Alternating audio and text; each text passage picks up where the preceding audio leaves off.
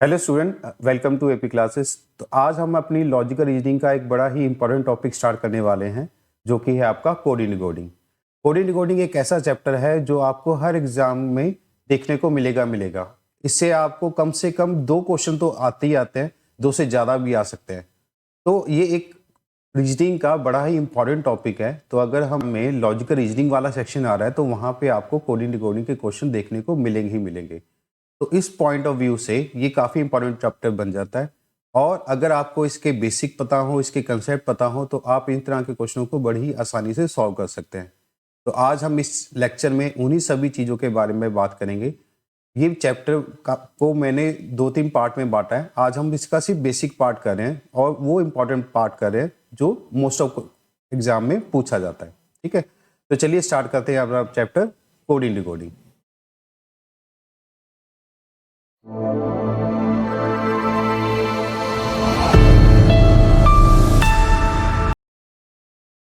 और अगर अभी तक आपने हमारा YouTube चैनल सब्सक्राइब नहीं किया है तो प्लीज़ इसको सब्सक्राइब कीजिए, ताकि आपको आने वाली इंफॉर्मेटिव वीडियो की नोटिफिकेशन साथ के साथ मिलती रहे।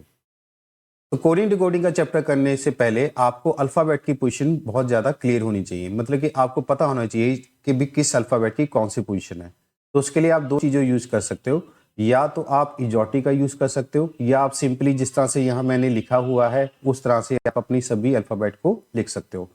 तो पहले मैं आपको ये बता देता हूँ कि इजोटी क्या है। इजोटी कुछ नहीं है। इजोटी एक्चुअली हमने क्या किया है कि जितने हमारे 26 अल्फ़ाबेट होते हैं उनमें से हमने रैंडमली 5 अल्फ़ाबेट उठाए हैं।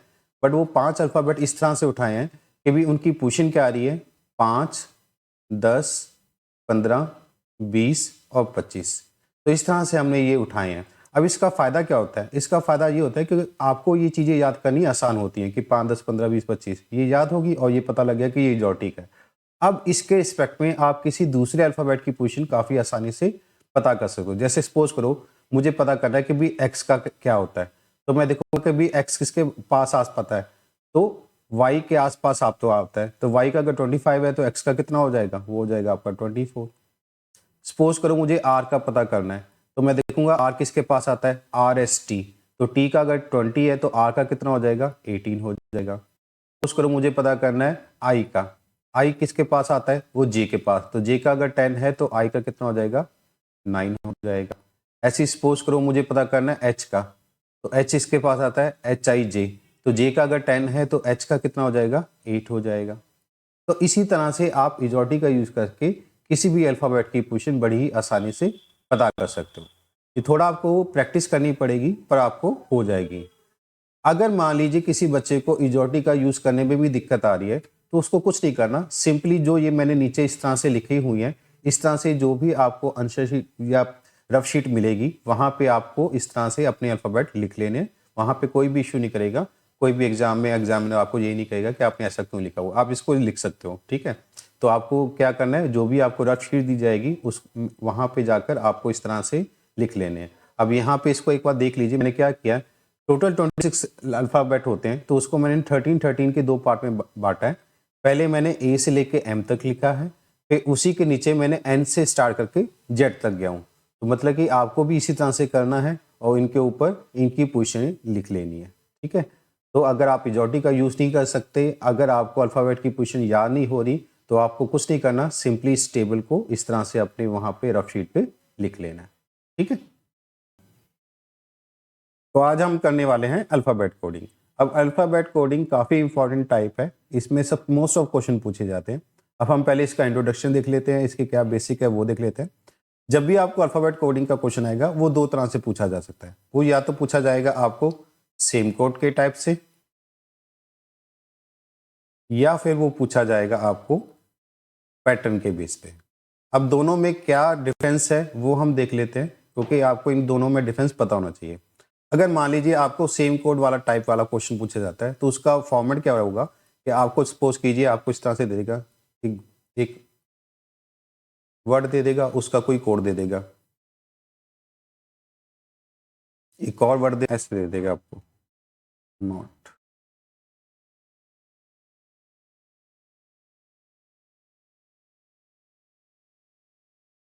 और फिर आपको पूछेगा कि बताओ तो उनका कोड क्या होगा। अब आपको इसमें करना क्या है, आपको ये देखना है कि जो क्वेश्चन में वर्ड पूछा जा रहा है, क्या ये वर्ड मैं ऊपर दी गई इंफॉर्मेशन के वर्ड के अल्फ़ाबेट को यूज़ करके बना सकता हूँ?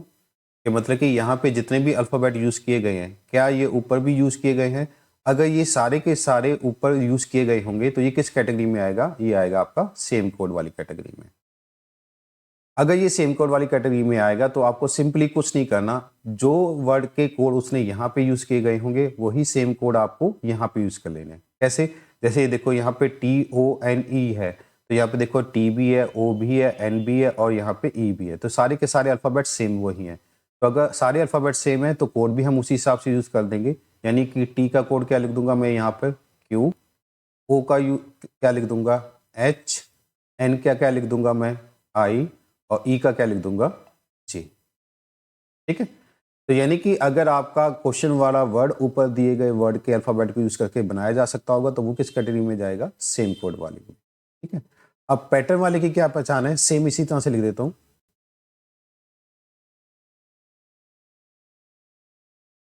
गॉन, कौन को लिखा है?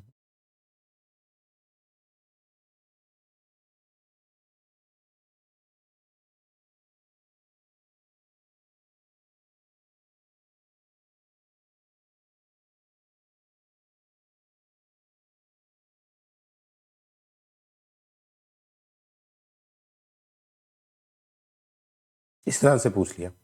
अब आपको पूछ रहा है कि बताइए कि गो सॉरी, गॉन का कोड है HPOF, नॉट का कोड है OPU, तो बताइए फ्राई का कोड क्या होगा? अब दोबारा से मैं देखूंगा कि क्या ये जो वर्ड है ये मैं ऊपर दिए गए वर्ड के अल्फाबेट को यूज करके बना सकता हूँ। तो यहाँ पे आपको साफ साफ पता लग रहा है कि जो ये फ्राई वर्ड है ये ऊपर दिए गए अल्फाबेट को यूज करके नहीं बनाया जा सकता। तो अगर इस तरह का क्वेश्चन होगा तो वो किस कैटेगरी में जाएगा? पैटर्न बेस्ड में जाएगा। दोनों में पहचान हो रही है आपको? सेम कोड वाले में क्या होगा? सेम कोड वाले में जो आपका क्वेश्चन वाला वर्ड होगा वो ऊपर दिए गए अल्फाबेट के को यूज करके बनाया जा सकता होगा, जबकि पैटर्न वाले में जो भी आपको वर्ड दिया गया होगा वो ऊपर दिए गए वर्ड के अल्फाबेट को यूज करके नहीं बनाया जा सकता होगा। ये इसमें क्या रहेगा? मेजर डिफरेंस रहेगा किसमें? सेम कोड और पैटर्न बेस वाले में। तो अगर पैटर्न बेस वाले में है तो उसको कैसे करना है वो हम आगे करेंगे डिस्कस। फिलहाल सिर्फ आपको ये समझना था कि सेम कोड और पैटर्न वाले में क्या डिफरेंस रहता है।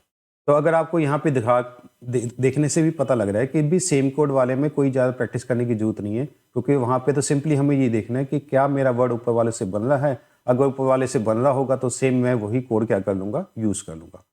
मेनली प्रैक्टिस करनी है आपको पैटर्न बेस्ड वाले टाइप की, क्योंकि उसमें क्या क्या पैटर्न लग सकते हैं उसका आपको पता होना चाहिए, तभी आप इन तरह के क्वेश्चनों को कर पाएंगे। ठीक है, तो आज इस वाले लेक्चर में ज़्यादातर पैटर्न वाले ही क्वेश्चनों को डिस्कस करेंगे। ठीक है, आई होप कि आपको सेम कोड और पैटर्न दोनों में क्लियरिटी आ चुकी होगी।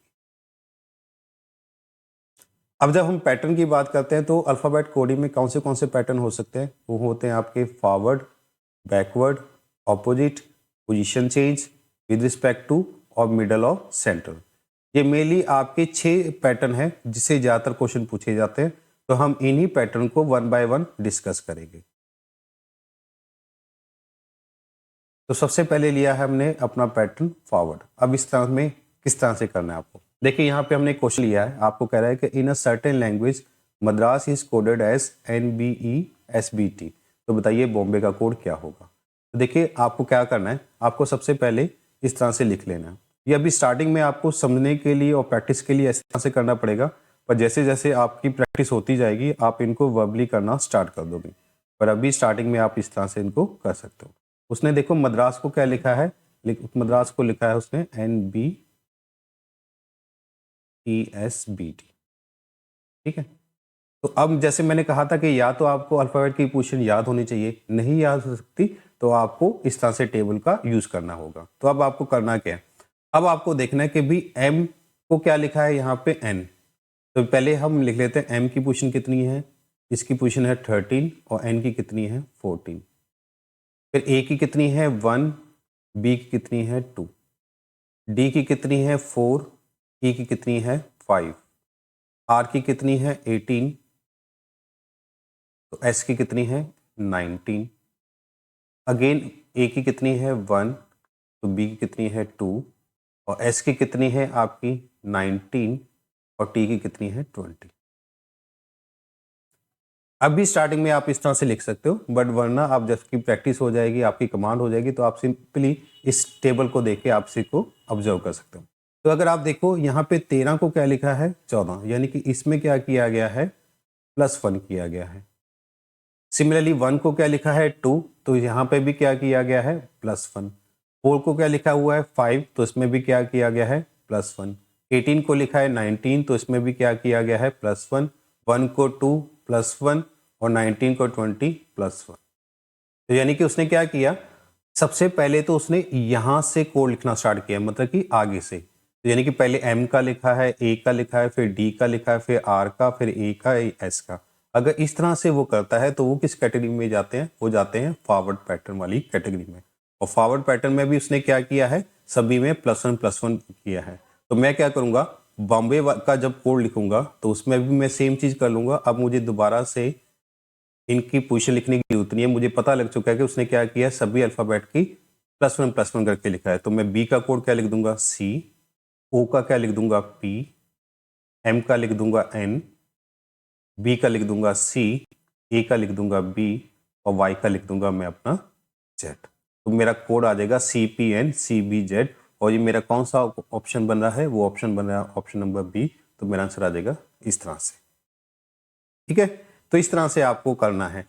फॉरवर्ड की क्या पहचान बताइए कि वो कोड कहां से लिखना स्टार्ट करेगा, आगे से लिखना स्टार्ट करेगा। अब इसमें जरूरी नहीं कि हमेशा +1 करेगा, वो कुछ भी कर सकता है, +1 कर सकता है, +2 कर सकता है, -3 कर सकता है, कुछ भी। पर अगर कोड आगे से लिखना स्टार्ट कर रहा है, वो सब किसकी कैटेगरी में जाएगा, फॉरवर्ड वाली में। जब हम बैकवर्ड वाली करेंगे तो आपको इसकी चीज की क्लैरिटी और हो जाएगी।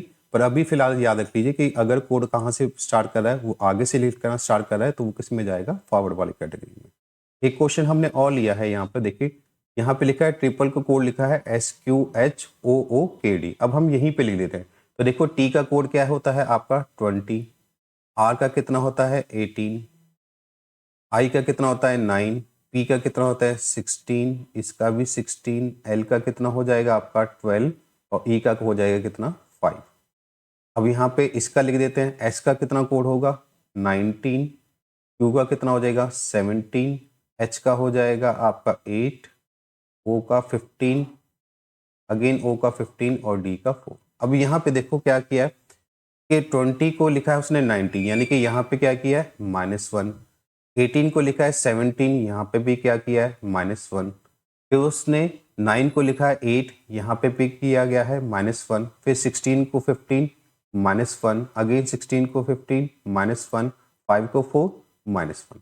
यानी कि यहाँ पे अब उसने क्या किया, प्लस की जगह क्या कर दिया, माइनस कर दिया।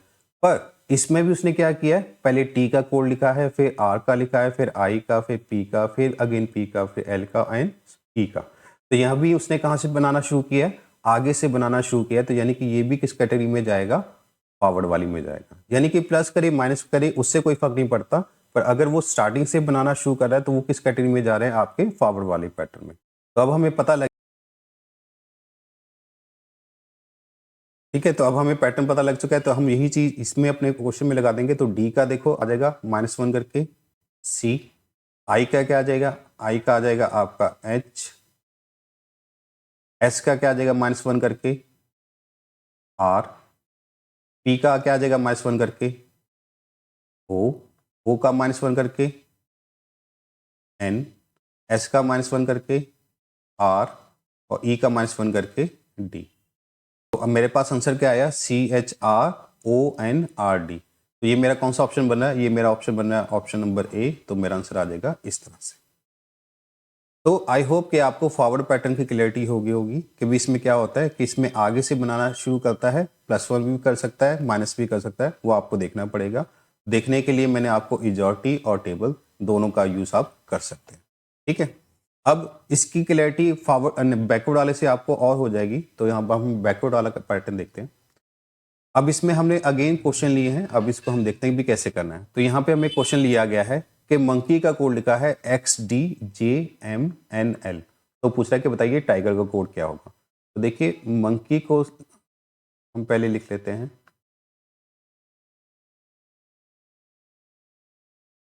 और फिर XDJMNL इसको लिख लिया हमने। ठीक है, अब पहले हमने m का लिखा, m का कितना होता है 13, o का कितना होता है 15, n का 14, k का होता है आपका 11, e का 5 और y का कितना होगा 25। सिमिलरली इसी तरह से हम x का लिख देते हैं 24, d का 4, j का 10, m का 13, इसका 14 और इसका 12।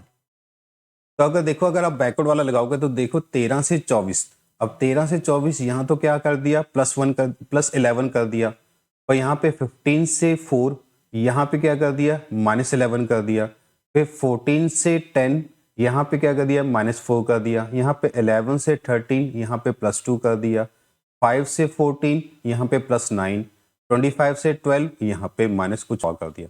मतलब कि कुछ सिंक्रोनाइजेशन ही बन रही है, कभी +1 कर रहा है, कभी +11 कर रहा है, कभी -11 कर रहा है। तो अगर आपको इस तरह से लगे तो वो पैटर्न क्या होगा, रॉन्ग होगा। जब भी आप कोडिंग डिकोडिंग का कोई भी क्वेश्चन करो उसमें एक पैटर्न दिखाई देगा, जो आपको जब आप इसको ऑब्जर्व करोगे आपको रियलाइज हो जाएगा। बट यहाँ पे मुझे कोई भी पैटर्न दिखाई नहीं दे रहा, मतलब कि जब मैं फॉरवर्ड वाला लगाने की कोशिश कर रहा हूँ तो फॉरवर्ड वाले के हिसाब से तो मेरे पास कुछ नहीं आ रहा। तो फिर मेरे पास दूसरा ऑप्शन होता है क्या, बैकवर्ड वाला। बैकवर्ड वाले में क्या करते हैं, हम स्टार्टिंग की बजाय पीछे से हम देखते हैं स्टार्ट करके कि क्या पीछे से तो बनाना नहीं शुरू किया। तो देखिए 25 को अगर हम कंपेयर करेंगे किसके साथ, 24 के साथ, तो यहाँ पे क्या किया -1। सिमिलरली 5 को किया कंपेयर किसके साथ, 4 के साथ, तो यहाँ पे भी किया गया है -1। फिर 11 को किया 10 के साथ, तो यहाँ पे भी क्या किया -1। ऐसे 14 को 13 -1, 15 को 14 -1 और 13 से 12 -1। यानी कि इस बार उसने क्या किया, आगे से ना बनाकर उसने पीछे से बनाना स्टार्ट किया। तो यानी कि ये मेरा इस तरह के क्वेश्चन किस वाली जाएंगे, वो जाएंगे आपकी बैकवर्ड वाली कैटेगरी में।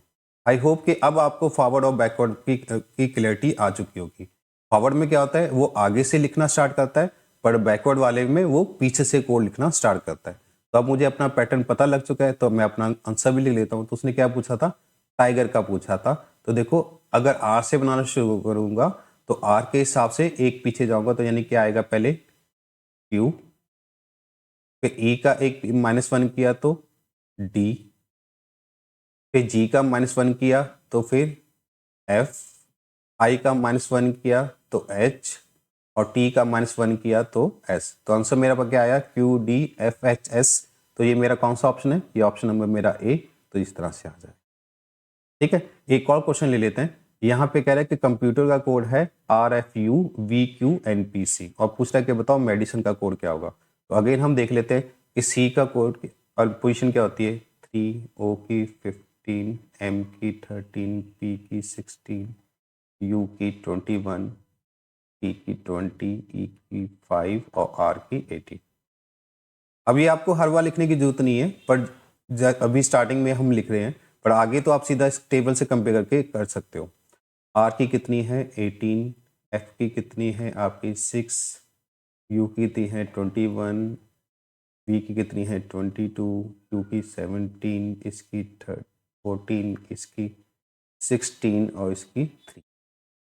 तो अब अगेन देखिए, अब उसने देखिए 3 को 18 से किया +15 हो रहा है, पर 15 को 6 फिर माइनस, तो मतलब कि ये वाला नहीं लगा। अब मैं पीछे स्टार्ट करता हूँ, 18 को 18 यानी सेम ही लिख दिया, पर 5 से 6 +1 हो गया, 20 से 21 +1 हो गया, 21 से 22 +1 हो गया, 16 से 17 +1 हो गया, 13 से 14 +1 हो गया, 15 से 16 +1 हो गया, और 3 का 3। मतलब कि उसने क्या किया, आगे लगाया तो उसने बैकवर्ड वाला ही है, बट उसने क्या किया, लास्ट वाले को और फर्स्ट वाले को एज लिखा हुआ है, पर पीछे से बनाना शुरू किया और सभी में क्या किया +1 किया है। तो सेम लॉजिक में लगा दूंगा अपना मेडिसिन वाले में। तो यहाँ से पीछे से लिखना स्टार्ट करेंगे तो ई को तो हम ई ही लिख देंगे, एन में क्या कर देंगे +1 यानी वो क्या आ जाएगा आपका ओ, फिर ऐसे ही आई को +1, जे, सी को +1, डी, आई को +1, जे, डी को +1, ई में +1, एफ और एम को हम एज ही लिख देंगे। तो हमारा आंसर क्या आ गया, EOJDJEFM। और ये हमारा कौन सा ऑप्शन बन रहा है, वो हमारा बन रहा है ऑप्शन नंबर ए। तो हमारा आंसर आ जाएगा इस तरह से। ठीक है, तो आई होप कि आपको फॉरवर्ड और बैकवर्ड दोनों की जो पैटर्न है उसमें क्लैरिटी आ चुकी होगी। अगर नहीं आई तो आप दोबारा से वीडियो को देख सकते हो, आपको अच्छी तरह से समझ आ जाएगा। चलिए चलते हैं अपने नेक्स्ट पैटर्न पे। अब नेक्स्ट पैटर्न है हमारा ऑपोजिट। अब इसमें क्या करना होता है देख लेते हैं। तो यहाँ पे हमें दिखा हुआ है सर्टेन, और सर्टेन का कोड उसने हमें क्या दिया है, उसने दिया है हमें X V I G Z R M. तो इनकी जल्दी से हम इनकी पोजीशन भी लिखते हैं। सी की कितनी होती है 3, ई की कितनी 5, आर की 18, टी की 20, ए की 1, आई की 9, एन की 14, ऐसी एक्स की 24, वी की 22, आई की 9, जी की 7, जेड की 26, आर की 18 और एम की 13 आ गई। ठीक है, तो उसने क्या लिखा है देखो, 3 को लिखा है 24, तो 3 को 24 मतलब कि अब यहाँ पे मैं अगर आप देखो तो 3 को क्या लिखा है 24, तो यानी कि यहाँ पे उसने प्लस 21 कर दिया। 5 को क्या लिखा है उसने 22, तो 5 को क्या लिखा है उसने 22। ऐसे ही 18 को क्या लिखा है उसने, 18 को लिखा है उसने 9, तो देखो 18 को क्या लिखा है 9। तो अगर आप एक तरह से देखो तो ये सारे के सारे अल्फाबेट एक दूसरे के क्या आ रहे हैं, ऑपोजिट तो आ रहे हैं। मतलब कि सी के ऑपोजिट क्या आ रहा है एक्स आ रहा है, ई के ऑपोजिट क्या आ रहा है वी आ रहा है, ऐसी आई के ऑपोजिट क्या आ रहा है आर आ रहा है। ठीक है, ऐसे अगर हम देखें नेक्स्ट वाला टी, टी के उसने लिखा है, टी का लिखा है उसने जी लिखा है, तो देखो टी ये रहा हमारा और जी कहाँ पे हमारा ये रहा। तो मतलब कि सारे अगर आप ध्यान से देखो सारे अल्फाबेट एक दूसरे के क्या है ऑपोजिट है इस टेबल में अगर हम देखें तो यानी कि फिर यहाँ से कंफर्म हो जाएगा कि ये कौन सी वाली टाइप है हमारी ऑपोजिट वाली। तो मतलब कि इसमें क्या होता है कि सारे अल्फाबेट उस दूसरे के ऑपोजिट होते हैं अकॉर्डिंग टू हमारे इस टेबल के। ठीक है, या फिर आप एक और चीज कर सकते हो कि लेफ्ट हैंड साइड और राइट हैंड साइड दोनों साइड के अगर अल्फाबेट का अगर आप सम करोगे तो वो कितना निकल के आता है 27 आता है। आप चेक भी कर सकते हो, देखो 3 और 24 27, 5 और 22 27, 18 और 9 27, 20 और 7 27। यानी कि लेफ्ट हैंड साइड और राइट हैंड साइड दोनों साइड के अगर अल्फाबेट की पोजीशन का सम कितना आए 27 आए तब भी वो कंफर्म हो जाता है कि वो कौन सी वाली है पैटर्न है हमारा ऑपोजिट वाला। वरना अदरवाइज तो आपको टेबल में देखने ही पता लग जाएगा कि सी का एक्स मतलब कि ये ऑपोजिट वाला लिखा हुआ है। तो अगर हमें कंफर्म हो गया तो अब जल्दी से हम अपना आंसर भी लिख देते हैं। हमें किसका बताना था, हमें बताना था म्यू मुंडेनी का।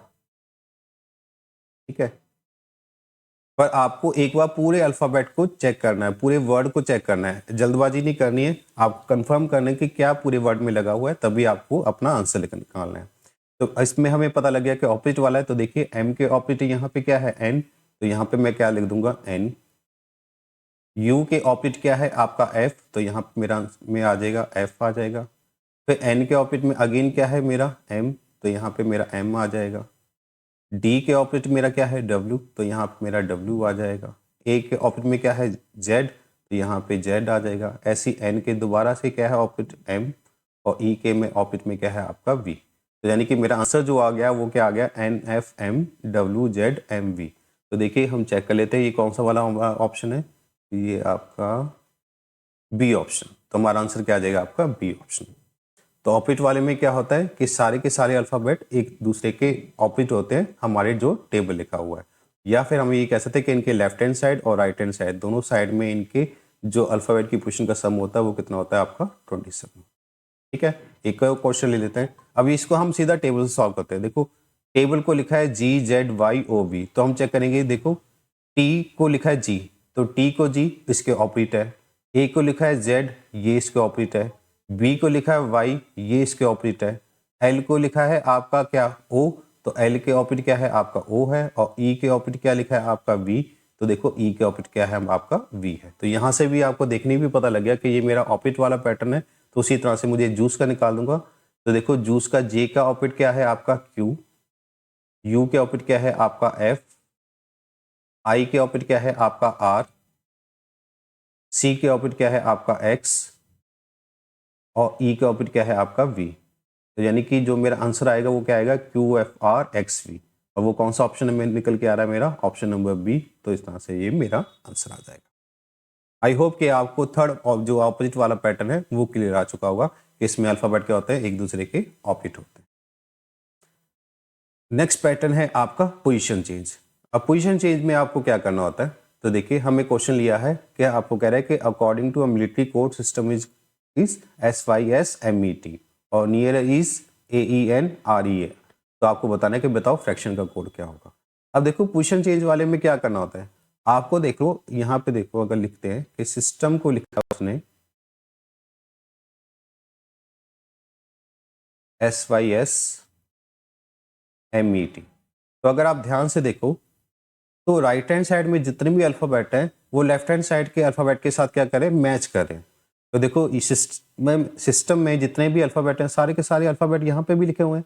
सिमिलरली नियर वाले में भी अगर आप चेक करोगे तो इसमें भी यही नज़र आएगा कि लेफ्ट हैंड साइड के जितने भी अल्फ़ाबेट हैं वो राइट हैंड साइड में लिखे हुए हैं उसने कोड की फॉर्म में।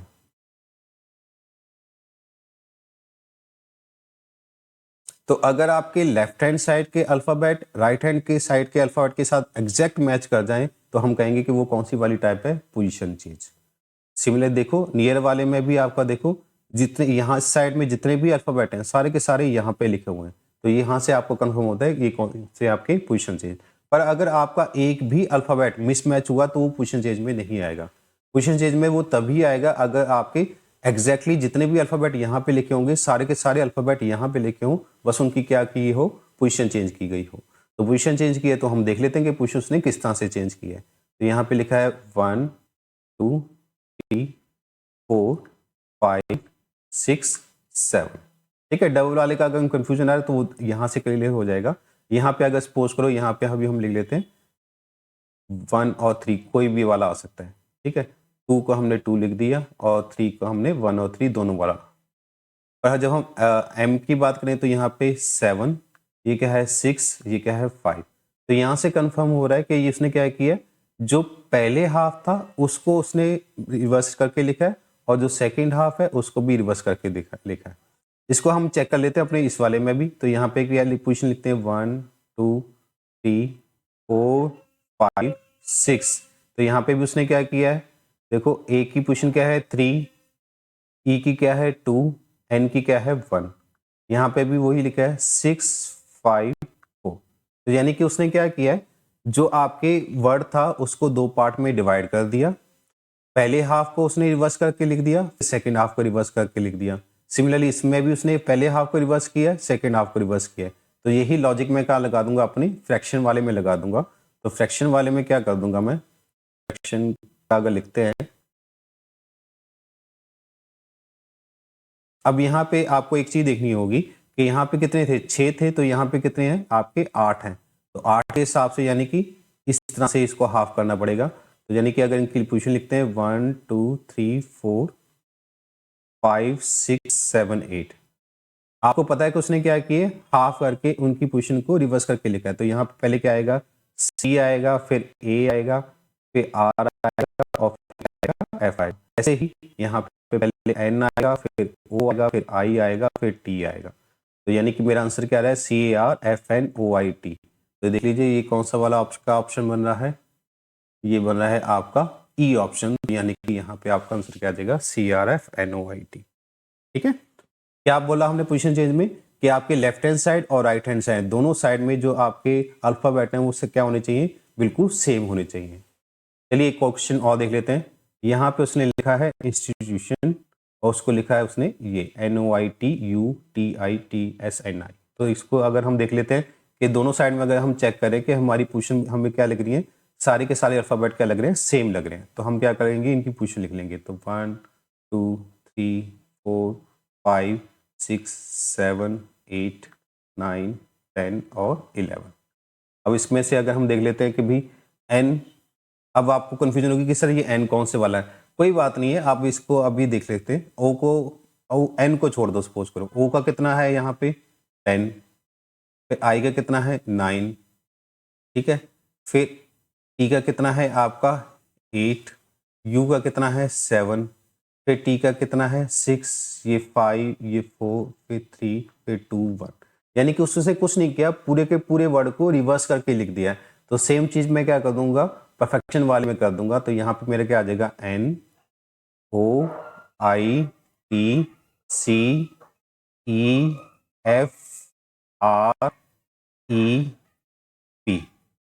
तो यानी कि मेरा आंसर क्या आ जाएगा, NOITCEFREP। तो हम चेक कर लेंगे ये कौन सा वाला है, NOITCEFREP। तो यानी कि ऑप्शन नंबर क्या आ जाएगा, डी। ठीक है, तो इसका भी आपको देखना है। जल्दबाजी में हम क्या करते हैं, हमारा आंसर तो आ गया पर हम जल्दीबाजी में कोई भी हमें दिखता है तो हम उसको लगा देते हैं। पर आपको एक बात ध्यान से देखना है, क्वेश्चन को आपको सॉल्व तो कर लिया पर उसको जो आपका ऑप्शन लगाना है, जो आपको अपने जो आपके मल्टीपल ऑप्शन दिए गए हुए उनमें से कौन सा राइट है वो भी आपको ध्यान से लगाना है। कई बार जल्दबाजी में हमसे गलती हो जाती है तो इस चीज का नहीं करना है। ठीक है, आराम से देख के फिर लगाना है। तो हमारा आंसर क्या आ गया, ऑप्शन नंबर डी। तो पोजीशन चेंज की मैंने क्या पहचान बनाई कि दोनों साइड में आपके अल्फाबेट क्या होते हैं, सेम होते हैं। चाहे वो वर्ड हो चाहे उसका कोड हो, दोनों साइड में क्या होंगे, अल्फाबेट क्या होंगे, एग्जैक्ट सेम होंगे। तो वो किस कैटेगरी में जाएगा, आपका पोजीशन चेंज में। चलिए नेक्स्ट लिखते हैं। नेक्स्ट आपका पैटर्न है विद रिस्पेक्ट टू। अब विद रिस्पेक्ट टू में क्या होता है, यहाँ पे आपको वर्ड दिया गया है गिव और गिव का कोड लिखा है FHHJUWDF। मतलब कि छोटे से वर्ड का जिसमें कितने थे, सिर्फ 4 अल्फाबेट थे, उसको क्या लिख दिया उसने, FHHJUWDF। मतलब कि इतना बड़ा अल्फाबेट बना के उसने लिख दिया। तो यानी कि यही इसकी पहचान भी होती है विद रिस्पेक्ट टू वाले पैटर्न की, कि जब आपके एक वर्ड को मल्टीपल अल्फाबेट में लिखा जाता है तो वो किस कैटेगरी में जाता है, वो जाता है आपका विद रिस्पेक्ट टू वाली कैटेगरी में। तो मतलब कि जैसे अगर आप देखो यहाँ पे कितने अल्फाबेट हैं, 1 2 3 4, तो यहाँ पे कितने, 1 2 3 4 5 6 7 8। मतलब कि 4 अल्फाबेट को उसने 8 की फॉर्म में लिखा है। मतलब कि एक का उसने 2 2 लिखा है। वो एक का 2 कैसे लिखा है वो हम देखेंगे, बट हमें ये कंफर्म होगा कि ये हमारी कौन सी वाला पैटर्न है, ये हमारा पैटर्न है विद रिस्पेक्ट टू वाला। ठीक है, अब देखो जी की पोजीशन कितनी होती है, 7, आई की कितनी होती है, 9, वी की कितनी होती है, 22, ई की कितनी होती है, 5। अब इस साइड में लिख लेते हैं, यहीं पे कितना है आपका 6, फिर आपका ये है आपका है एच कितना है आपका 8, फिर एच का अगेन 8, यहाँ पे कितना है 10, यू का कितना है 21, डब्ल्यू का कितना है 23, डी का कितना है 4, एफ का कितना है आपका 6। अब मुझे इतना पता लग चुका है कि उसने एक अल्फाबेट की बजाय उसने यहाँ कोड उसके 2 2 लिखे हैं। तो यहाँ पे मेरे पास क्या है 7, और 7 के रिस्पेक्ट में 6 और 8 कंपेयर करूं, यानी कि ये मुझे पता लगेगा कि उसने एक उसके पहले वाला और एक उसके बाद वाला लिखा है। सिमिलरली 9 के रिस्पेक्ट में करूं तो यहाँ पे 8 और 10 लिखा है, मतलब कि एक उसके पहले वाला और एक उसके बाद वाला। सिमिलरली 22 में क्या लिखा है, 21 और 23, यानी कि एक उसके पहले वाला और एक उसके बाद वाला। सिमिलरली 5 को लिखा उसने 4 एंड 6, तो इसमें भी क्या किया, एक पहले वाला एक बाद वाला, यानी कि सभी में क्या किया, -1 + 1, -1 + 1, -1 + 1, -1 + 1, यानी कि उसने जो 2 अल्फाबेट लिखे वो किस फॉर्म में लिखे, -1 + 1 की फॉर्म में। तो वही सेम चीज हमने कहाँ पे लगानी है, लीफ वाले में लगा देंगे। तो लीफ वाले में हमें 4 के 8 लिखने हैं, तो कैसे करेंगे, -1 और +1 करके। तो एल के हिसाब से क्या आ जाएगा आपका के और एम। अब इस ई के हिसाब से क्या आ जाएगा, ई के हिसाब से आ जाएगा आपका डी एंड एफ। अब ए का लिखना है। अब ए का आपको क्या देखना है, आपको ध्यान रखना है कि ये जो आपका टेबल लिखा है एक सर्कुलर फॉर्म में लिखा है। तो मतलब कि अगर ए से स्टार्ट होकर एम पे गया फिर एन से लेके जेड पे गया, यानी कि ये इस तरह से जाएगा, इस तरह से। तो अगर मुझसे ये पूछा जाएगा कि ए से पहले क्या आता है, तो ए से पहले मैं क्या मानूंगा, ए से पहले मैं मानूंगा जेड को, और फिर ए के बाद तो ऑब्वियसली बात है बी ही आएगा। एफ के हिसाब से, एफ के हिसाब से क्या आ जाएगा आपका ई, और यहाँ पे क्या आ जाएगा, यहाँ पे आ जाएगा आपका जी। तो आपका जो आंसर आ गया वो क्या आ गया, KMDFZBEG। तो ये देख लीजिए कौन सा वाला ऑप्शन बन रहा है आपका, ये बन रहा है आपका ऑप्शन नंबर डी, KMDFZBEG। तो यानी कि हमारा आंसर हो जाएगा क्या, ऑप्शन नंबर डी। तो मैंने विद रिस्पेक्ट टू वाले की क्या पहचान बताई, कि अगर आपका लेफ्ट हैंड साइड में जो भी आपका वर्ड दिया जाएगा उसमें जितने भी अल्फाबेट होंगे उसके मल्टीपल अल्फाबेट कहाँ लिखे जाएंगे, राइट हैंड साइड में। यानी 3 होगा तो 6 लिखेगा, 4 होगा तो 8 लिखेगा, 5 लिखेगा तो 10 लिखेगा, इस तरह से। वो 2 की बजाय 3 3 भी लिख सकता है, पर मेजोरिटी ऑफ 2 ही लिखे आते हैं, तो 3 3 भी लिख सकता है, 4 4, वो देखना पड़ेगा आपको क्वेश्चन टू क्वेश्चन। पर इतना कंफर्म है कि वो उसके क्या होंगे, मल्टीपल होंगे। सिमिलरली एक और क्वेश्चन लेते हैं। यहाँ पे फेयर को लिखा है उसने क्या, GHBCJKST। सिमिलरली रीड को लिखा है उसने STFGBCFE। तो हम देख लेते हैं यहाँ पे कितने थे, 4 थे, तो 4 के कितने लिखे हैं, 1 2 3 4 5 6 7 8, यानी कि 4 के 8 लिखे, मतलब कि 1 के 2 लिखे। तो अब इसको कंपेयर कर लेते हैं। F को अगर हम कंपेयर करें G और H के साथ, तो F को GH के साथ कैसे, उसके अगले वाले दो। ऐसी ए को लिखा उसने BC, तो ए को BC मतलब कि उसके अगले वाले दो। ऐसी आई को लिखा उसने JK, तो आई का JK मतलब कि उसके अगले वाले दो। और आर को लिखा उसने ST, तो आर के बाद ST मतलब कि उसके अगले वाले दो। मतलब कि उसने क्या किया, हर अल्फाबेट के रिस्पेक्ट में दो दो लिखे हैं, और वो दो कौन से वाले, उसके अगले जो भी नेक्स्ट आते हैं। तो सेम चीज मैं कहाँ पे लगा दूंगा, डेफ वाले में लगा दूंगा। तो डी के बाद हम लिखने +2 करने, मतलब कि 2 लिखने हैं, तो वो कौन से आएंगे, वो आएंगे E और F। फिर E के रिस्पेक्ट में अगले दो F एंड G। ऐसी A के बाद B एंड C, और F के बाद आपके अगले दो G एंड H। तो देख लेते हैं ये हमारा कौन सा वाला, EF डबल वाला। तो ये मेरा बन रहा है आपका ऑप्शन नंबर 4। तो यानी कि मेरा आंसर क्या आ जाएगा, ऑप्शन नंबर 4 आ जाएगा। है मिक्स्ड और सेंट्रल, ये सबसे मोस्ट इंपॉर्टेंट है, क्योंकि इसी में से सबसे ज़्यादा क्वेश्चन पूछे जाते हैं, और बच्चों को प्रॉब्लम भी इसी वाली टाइप में होती है। तो देखिए कि मिक्स्ड और सेंट्रल में आपको क्या करना होगा। यहाँ पे हमें एक वर्ड दिया गया है कि in a certain code broaden is written as NQABOFE। तो बताइए कि how is desktop written in that code. अब इसमें करना क्या होगा, देखो पहले हम लिख लेते हैं ब्रॉडन।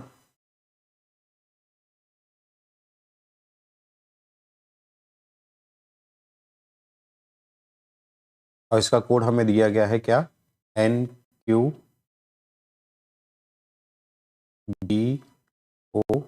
और F और E। ठीक है। अब आप इस वाले क्वेश्चन में कोई भी पैटर्न लगाओ, यानी कि फॉरवर्ड लगाओ, बैकवर्ड लगाओ, पोजीशन चेंज लगाओ, विद रिस्पेक्ट टू लगाओ, कोई भी लगाओ, कोई भी नहीं लगेगा। कैसे, देखो B को अगर कंपेयर करूं मैं N के साथ, तो B का कितना होता है 2 और N का कितना होता है 14। तो 2 और 14 में मतलब कि प्लस कितना हो गया, 12 हो गया। ऐसे ही R का कितना होता है 18, 2 का कितना होता है 17, O का कितना होता है 15, और ए का कितना होता है 1। ऐसे ए का कितना 1, बी का 2, डी का 4, ओ का 15, ई का 5, एफ का 6, और एन का कितना 14, और ई का कितना 5। तो यानी कि अगर मैं कोई भी करूं, 2 का 14 + 12, 18 का 17 + 1, 15 का -1, 15 का 1 यानी कि -14। अब यानी कि ये तो कोई फॉरवर्ड वाला भी नहीं लग रहा। अगर बैकवर्ड वाले की बात करें तो 14 को 14 मान लिया, 5 को 17 + 12 कर दिया, 4 को 1 -3 कर दिया, फिर 1 को कितना लिख दिया 2, यहाँ पे प्लस, यानी कि इसमें भी नहीं। तो यानी कि कोई भी पैटर्न नहीं लग रहा है, और यानी कि विद रिस्पेक्ट वाला तो ऐसे ही नहीं लग रहा, पोजीशन चेंज भी लग रहा, तो कुछ भी नहीं लग रहा। तो अब हम क्या करें, ऐसी सिचुएशन में हमें क्या करना है। तो देखो ऐसी सिचुएशन में आपको बस ये मान लेना है कि भाई जो ये मेरा क्वेश्चन है, ये मेरा कौन सा है, मिक्स्ड और सेंटर वाला। इसमें कोई भी पैटर्न ना लगता लगे, वो कौन सा बनाएगा आपका, मिक्स्ड और सेंटर वाला। अब इसमें आपको करना क्या होगा, आपको सबसे पहले काउंट करने अपने अल्फाबेट कितने, 1 2 3 4 5 6 7। तो 7 है, तो 7 का आपको हाफ करना है। हाफ कैसे करोगे, इस मिडल वाले को करोगे। तो यानी कि 3 आपके यहाँ पे आ गए, 3 यहाँ पे आ गए, और एक बीच में रख दिया। तो यानी कि हमने क्या कर दिया, इसका मिड निकाल दिया। अब ऐसे ही इसका कोड का भी सेम करना है। तो NQA ये 3 आ गए, OFE ये 3 आ गए, और बीच में हमने ये रख दिया। अब आपको क्या करना है, पहले हाफ को या तो पहले हाफ के साथ कंपेयर करो, नहीं तो पहले हाफ को सेकंड पार्ट के साथ, वो आपको चेक करना पड़ेगा। तो देखो अगर मैं पहले पार्ट को पहले पार्ट के साथ कंपेयर करूं, तो B का N + 12, R को 17 नहीं, तो फिर अब यानी कि ये वाला तो नहीं लगा। पर अगर मैं देखूं O को N, यानी कि 15 को 14, यहाँ पे बन रहा है कुछ -1 करके। ऐसे 18 को 17, यहाँ पे भी -1, 2 को 1, यहाँ पे भी -1। यानी कि उसने क्या किया, पहले हाफ में उसने बैकवर्ड वाला लगा दिया, तभी हमने इसको मिक्स वाला पैटर्न बोला है। सिमिलरली यहाँ पे देखें, ए को बी, ये इसको एज इट लिख दिया। DEN को क्या लिखा है, N को O, यानी कि 14 को 15 +1 किया, E को F +1 किया, D को E यहाँ पे भी +1 किया, यानी कि यहाँ पे उसने क्या लगा दिया, बैकवर्ड वाला लगाया, पर इसमें भी उसने क्या किया, +1 किया।